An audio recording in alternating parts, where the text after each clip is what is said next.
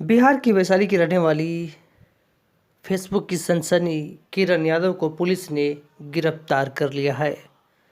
जी हां, किरण यादव को पुलिस ने फेसबुक पर आपत्तिजनक बयान देने के आरोप में गिरफ्तार किया है।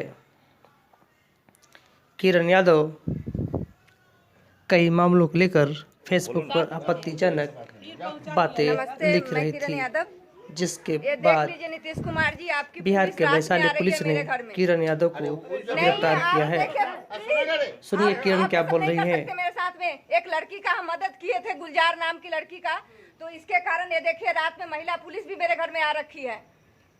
क्या करना चाहते हैं आप? मैं भी आवेदन दी थी ना एक सप्ताह पहले, उसको जवाब दो ना। तुम एसपी ऑफिस में भी गई थी, मेरे पे क्यों नहीं करवाई? क्यों मुझे इतना धमकी दिया जा रहा है, इतना टॉर्चर किया जा रहा है? अरे वो तुम बात जिस समय किरण को पुलिस गिरफ्तार कर रही थी, उस दौरान नोकझोंक भी पुलिस के साथ हुई। किरण यादव पुलिस के साथ जाने के लिए तैयार नहीं थी, लेकिन पुलिस ने जोर जबरदस्ती करते हुए किरण यादव को गिरफ्तार कर थाने लेकर गई। इस दौरान किरण यादव ने इसका विरोध किया। इस दौरान ही किसी ने वीडियो बना लिया और ये वीडियो वायरल हो गया है। आपको याद होगा कि 5 साल पहले किरण यादव अचानक देश में सुर्खियों में आ गई थी। किरण यादव को फेसबुक पर सबसे अधिक फॉलोवर और लाइक और हर उनके पोस्ट पर कमेंट को लेकर सुर्खियों में आई थी। उनके हर पोस्ट को हजारों लोग लाइक और शेयर करते थे और पॉलिटिकल मुद्दे पर लिखती थी और जिससे लोग लाइक करते थे।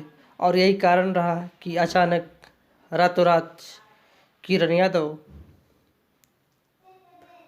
सोशल मीडिया में अचानक फेमस हो गई। लोग ये पता करने लगे कि आखिर ये किरण यादव है कौन।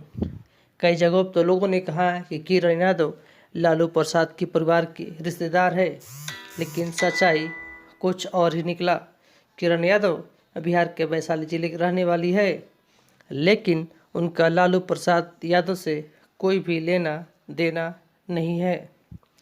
किरण इसलिए चर्चा में आई कि जितने अधिक नेताओं के फॉलोवर नहीं थे, उस दौरान किरण यादव के पेज को फॉलो कर और लाइक करने वाले लोग थे। यही कारण है कि किरण यादव अचानक सुर्खियों में आ गई और लोग ये तलाश करने लगे कि आखिर ये किरण यादव है कौन।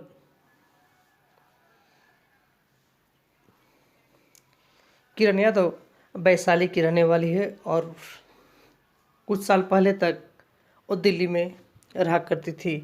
किरण यादव की गिरफ्तारी के बाद उनके घर वाले परेशान हैं।